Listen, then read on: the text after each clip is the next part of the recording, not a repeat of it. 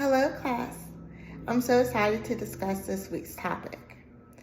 I feel that demonstrating cultural humility, awareness, and advocacy are essential for the professional counselor. As future counselors, we have the privilege to work with a diverse client base. It is your choice whether you choose to allow that to limit you or treat it as a privilege. I feel like we can learn so much from our clients. They truly are the expert of their own experience. One mistake I will avoid is assuming I am a culturally competent counselor. There is no such thing. You should be a lifelong learner, and the client is always teaching you. I want to share some research that I feel like really highlights this.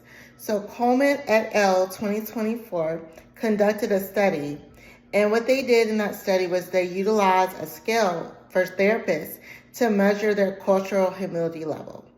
I really wanted to share this resource with you, and please check it under my references because I felt like this study did a really good job demonstrating the importance for counselors to continually be self-aware and to measure their level of cultural humility throughout their practice.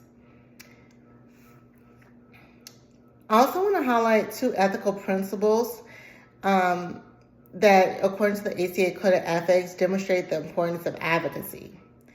Counselors practice under the ethical principle of beneficence. And what that means is you're supposed to promote well-being for your clients. I feel like that advocacy is one great way to do that. You could do that on a micro level with systems or on a micro level directly with clients, like advocating for them to get resources such as government resources such as EBT, healthcare coverage, things of that nature, depending on your capacity and your role as a counselor. The Bible is a great tool counselors can utilize for guidance concerning the importance of cultural awareness and humility.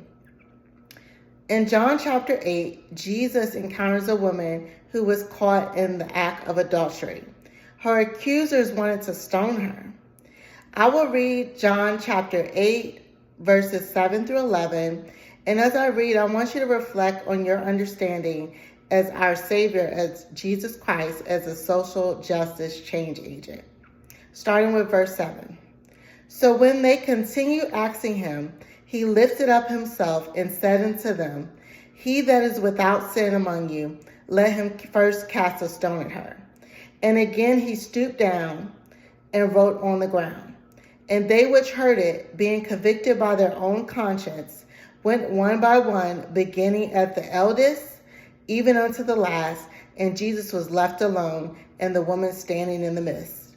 When Jesus had lifted up himself, and saw none but the woman, he said unto her, Woman, where are those thine accusers? Have no man condemned thee? She said, No man, Lord. And Jesus said unto her, Neither do I condemn thee. Go and sin no more. Just like I mentioned, the resource from Coleman et al. 2024 that measures a therapist's level of cultural humility. This is so important. Like, our Savior is such a great example, and the Bible is a good resource for teaching. I will take action to develop and demonstrate cultural humility by asking open-ended questions and letting the client be the expert in their own experience. I will also join advocacy groups such as the American Counseling Association. Thank you.